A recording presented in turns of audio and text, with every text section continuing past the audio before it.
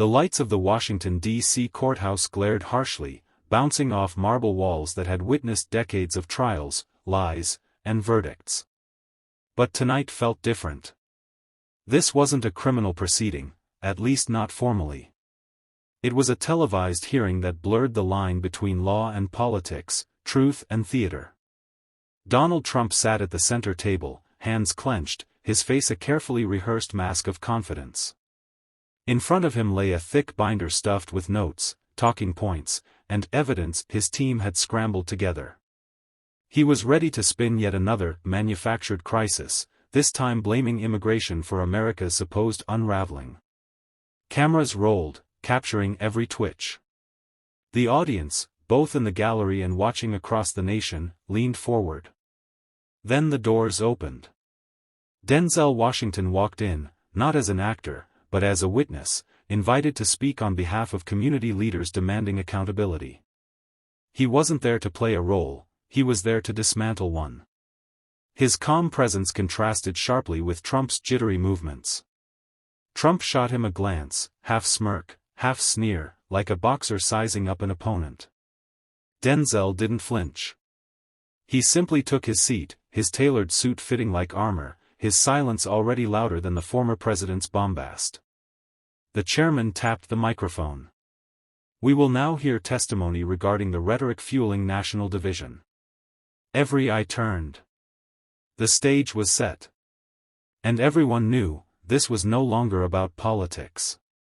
This was about who would define the truth. Trump leaned forward, his voice booming before the chairman even finished. This country is falling apart because of weak borders and radical voices, he declared, pounding the table with a fist. We built a strong America, and then people like this guy, he jabbed a finger toward Denzel, decided feelings were more important than safety. The crowd stirred, murmurs rippling through the gallery. Trump thrived on this chaos, mistaking noise for control. Denzel, however, didn't rush to respond. He let the silence stretch, heavy and deliberate, until Trump's words echoed like cheap slogans hanging in the stale air. When he finally spoke, his tone was even, steady, surgical. You've built walls of fear, not foundations of strength. You've manufactured crisis after crisis to distract people from the real issues, jobs, healthcare, education. And every time the truth threatens you, you shout louder, hoping no one notices. The words hit harder than any insult. The audience leaned in, captivated. Trump shifted in his chair, lips tightening. He tried to laugh it off, but the sound came out forced, hollow. Oh, here we go, he sneered. Hollywood lectures America again. Tell me, Denzel, what do you know about running a country? Denzel didn't break eye contact. His calmness felt like a mirror, reflecting Trump's agitation back at him. I know enough to see when a leader turns citizens against each other just to protect his own ego. That's not governing. That's staging a circus.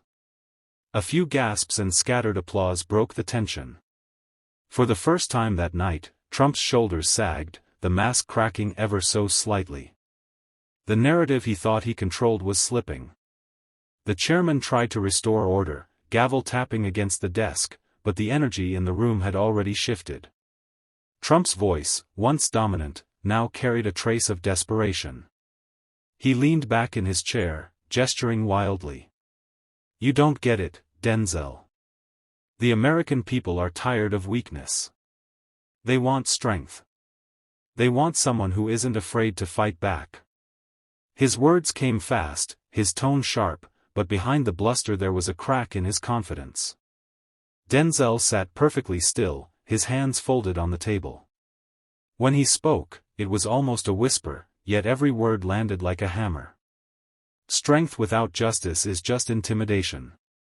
You confuse fear with respect. And the truth is, you're running out of both. The audience went still. Reporters scribbled notes, cameras zoomed closer, the room sensing a moment that would live far beyond this courthouse. Trump forced a smirk, shaking his head as though brushing off the sting. You're an actor. You read lines.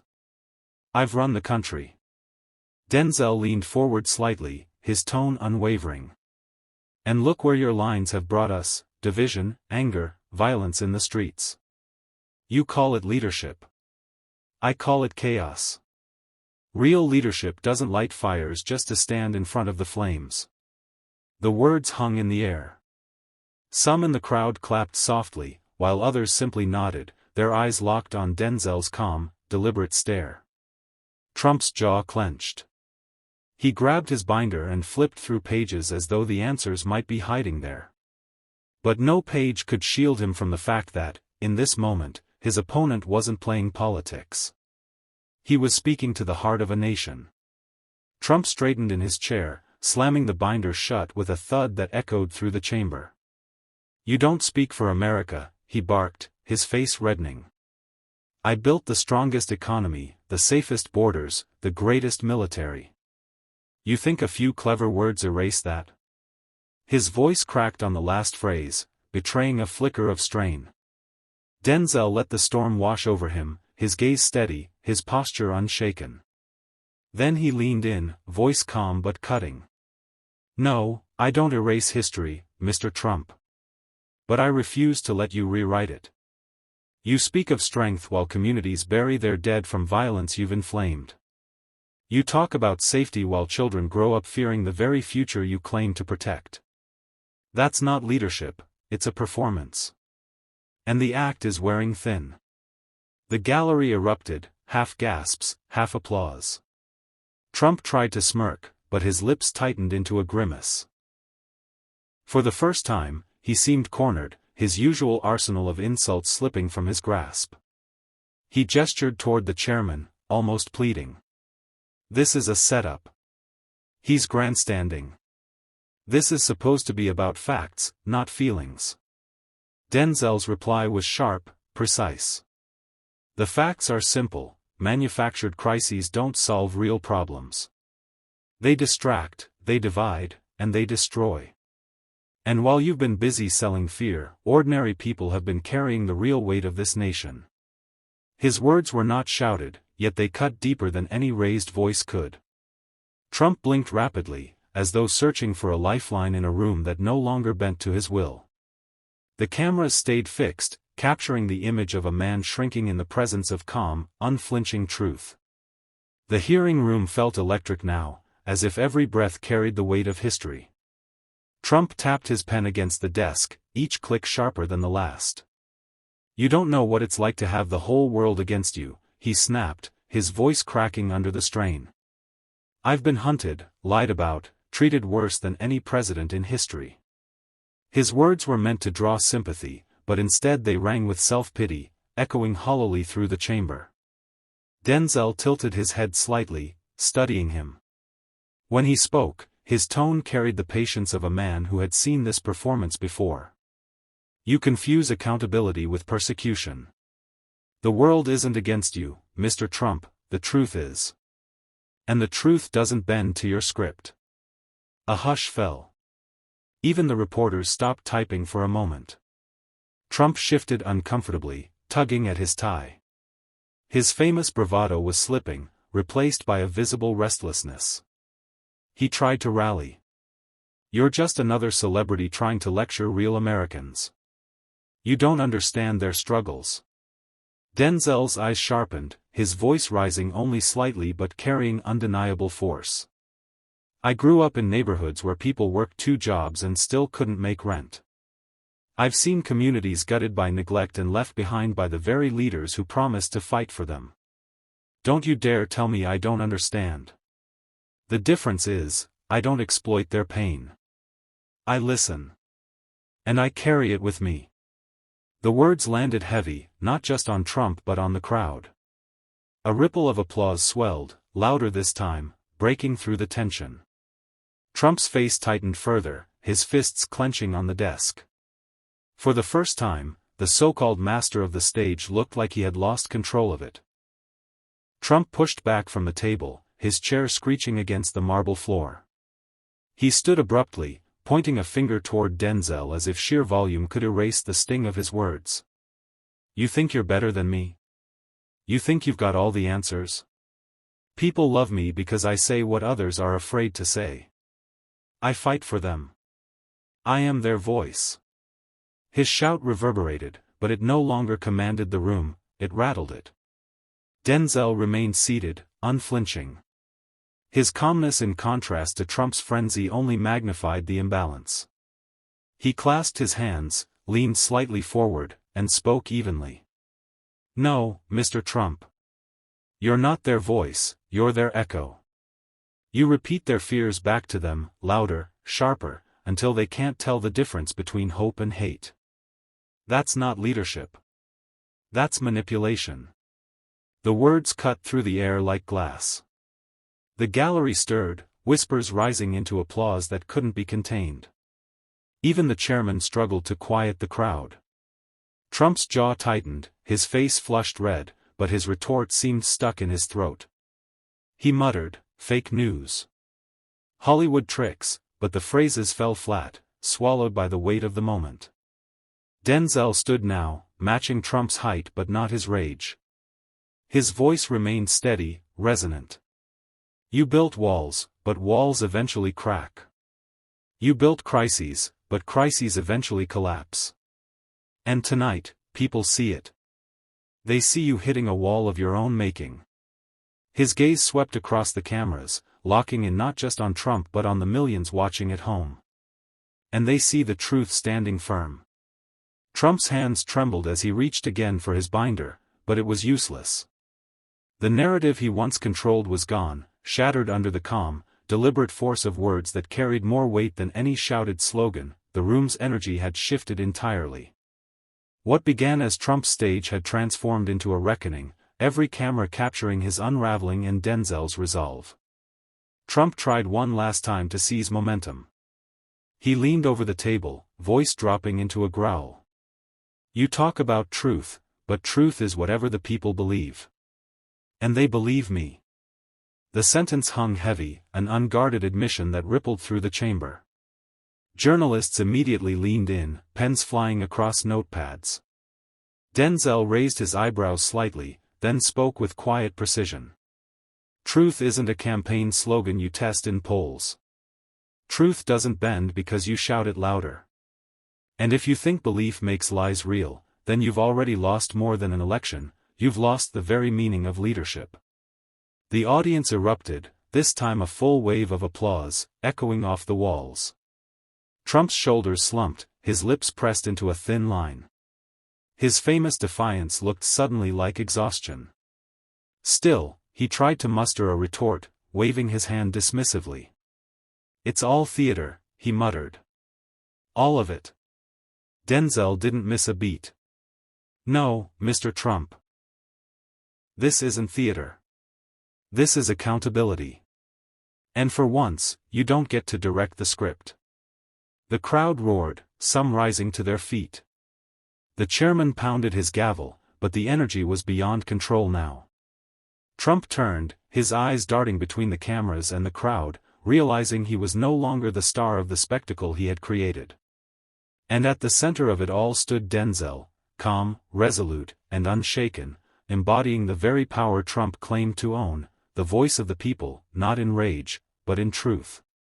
The headlines were already forming before the hearing even adjourned. Phones buzzed across the room as reporters pushed the story live. Trump hits a wall, Denzel shatters his manufactured crisis. The word spread like wildfire, flashing across news tickers, trending hashtags, and late-night breaking banners. Outside the chamber, crowds swelled. Protesters, students, veterans, and ordinary citizens gathered with handmade signs. Truth over theater, we are the people, and the most viral of them all, Denzel said it, we felt it. Trump emerged later, flanked by aides, but the swagger was gone.